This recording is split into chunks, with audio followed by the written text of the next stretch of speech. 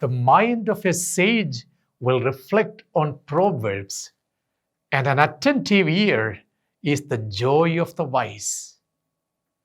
The truly wise are not those with many words, but those who listen, who learn, and who serve. मूलं समीक्ष्य यत्र गम्यताम् सर्वेषां मार्गं तथैव प्रवृत्ति. Sisters and brothers, a very hearty welcome to each one of you to the 22nd Sunday in the ordinary time of the liturgical year. Today's liturgy speaks to us with one clear, strong, and often uncomfortable word: humility. It's not flashy. It does not trend on social media. Yet, it is the very door through which God's grace walks into a human life. We continue to listen from the Gospel of Luke. Jesus is invited to dine at the house of a leading Pharisee, but he turns the table into a new classroom by teaching from it. Watching guests scramble for seats of honor, Jesus shares a parable. When you are invited, go and sit at the lowest place. Jesus is doing more than teaching etiquette. He is offering a revolutionary kingdom vision here. In a world where status and recognition define value, Jesus tells us the kingdom belongs to the lowly, the humble. It is the humble, not the entitled, who will be exalted. And he finishes with this kingdom principle, saying, everyone who exalts himself will be humbled, and he who humbles himself will be exalted. Remember, my sisters and brothers, Jesus is dining at the house of a prominent Pharisee on a Sabbath day. This alone is rich in symbolism. Yes, it's the Sabbath, a holy day. The host is a religious leader, one who should model divine hospitality. But instead of welcoming, they are watching Jesus closely, scrutinizing, and not receiving. This sets the tone for the current message. The dinner table becomes a stage for deeper truths about pride, humility, and God's radical hospitality. When you are invited, do not sit in the place of honor, lest someone more distinguished than you may have been invited. Jesus sees guests scrambling for seats of prestige. He challenges the social norm. In Jewish culture, weddings were hierarchical events, much like today's society, where status and connections define influence. Jesus turns this upside down. He says, don't assume honor. Let it be given to you. Those who exalt themselves will be humbled, and those who humble themselves will be exalted. This echoes Proverbs chapter 25, verses 6 and 7, which says, do not exalt yourself in the king's presence, and do not claim a place among great men. Biblical humility, therefore, is not mere modesty. It is an awareness of our true place before God and a posture of dependence and receptivity. Jesus still goes further. He challenges not only how people receive honor, but how they give hospitality. When you give a banquet, invite the poor, the crippled, the lame, the blind, and you will be blessed because they cannot repay you. This is revolutionary. Hospitality in Jesus' time was deeply reciprocal. You give to those who can return the favor. But Jesus demands a kingdom hospitality. Give without expecting repayment. Welcome those who can't elevate your status. Love those who can't love you back in worldly terms. This mirrors God's love for us, freely given, undeserved, and generous. Sisters and brothers, the first reading from the book of Sirach amplifies this message of the gospel. This ancient wisdom says, conduct your affairs with humility, and you will be loved more than a giver of gifts. It's a powerful reminder. God favors not the loud, but the lowly. Humility is not self-hatred or passivity. It is truth lived with gentleness. It's knowing who you are before God, creature, not creator, receiver, not originator. It's no accident that Sirach concludes with this promise. The mind of a sage will reflect on proverbs, and an attentive ear is the joy of the wise. The truly wise are not those with many words, but those who listen, who learn, and who serve. And this message resounds in the second reading of the day from the letter to the Hebrews. Here we are brought into a dramatic contrast.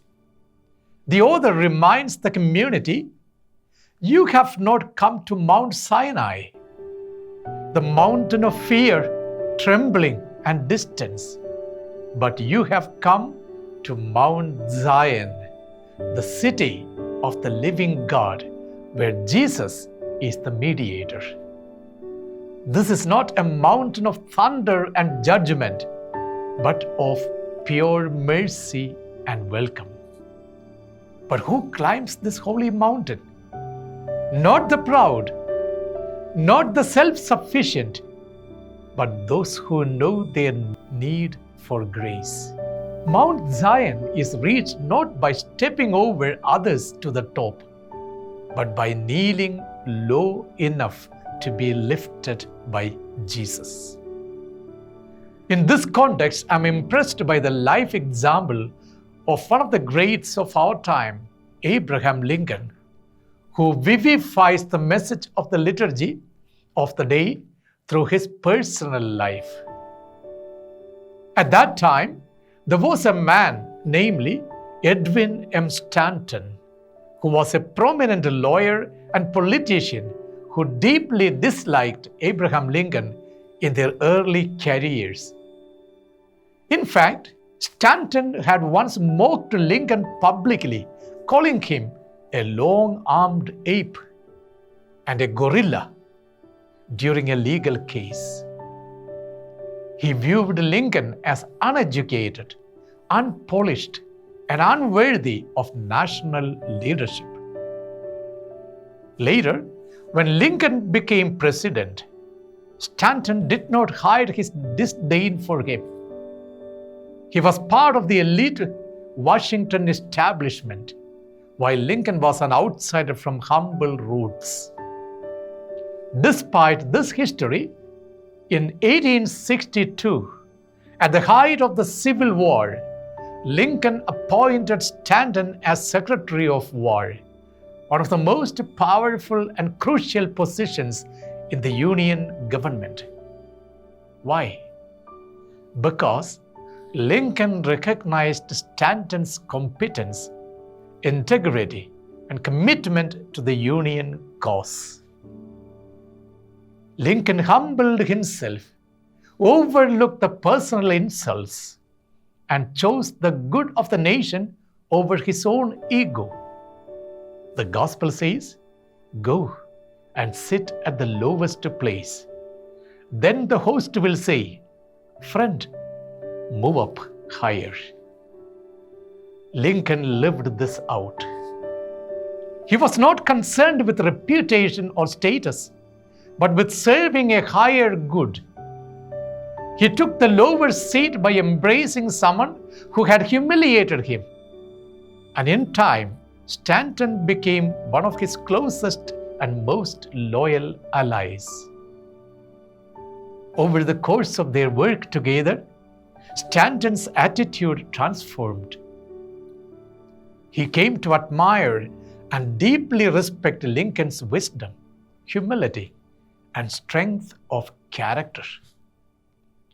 When Lincoln was assassinated in April 1865, it was Stanton who stood by his deathbed and solemnly declared, "Now he belongs to the ages." Sisters and brothers, these were not just the words of a statesman. They were the public testimony of a humbled man, paying tribute to a leader who had once taken the lowest seat and whom history, and of course God, exalted. Lincoln's ability to put aside personal offense and even humiliation for the sake of justice and unity is a direct reflection of Jesus' call to humility. He did not seek to exalt himself. He made space at the table for an enemy. And in the end, he was honored not just by men, but through the enduring legacy of moral greatness. In accordance with the statement in the book of Sirach, chapter 3, verses 17 to 18, which says, "Conduct your affairs with humility," Lincoln acted wisely, choosing the long game of unity and reconciliation over the short-term revenge. Like Sirach says, "You will be loved more than a giver of gifts." And that came true. Even his enemies mourned him. Similarly, the letter to the Hebrews is well reflected in Lincoln's life, as his leadership wasn't based on the fear or retribution of Mount Sinai, but the mercy, inclusion, and the dignity of Mount Zion, a kingdom where former enemies become friends and peace is greater than pride. Of course, he was mocked, but did not retaliate. He had power, but used it to uplift, not crush. He made room at the table, just as Jesus commands us to do. And in doing so, he became a model of wisdom, humility, and servant leadership. Yes, he who humbles himself will be exalted. My sisters and brothers, the world often tells us to fight for our place at the top. But Jesus invites us to something different, to choose the lower path where he himself walks. When you serve without being seen, when you forgive without being asked, when you listen without bargaining, when you lower yourself not for a show, but in love, you are seated with Christ. And in time, he will say to you, "Friend, move up higher." Yes, we shall walk humbly, serve quietly, and trust boldly in a God who sees in secret and raises the lowly. Amen.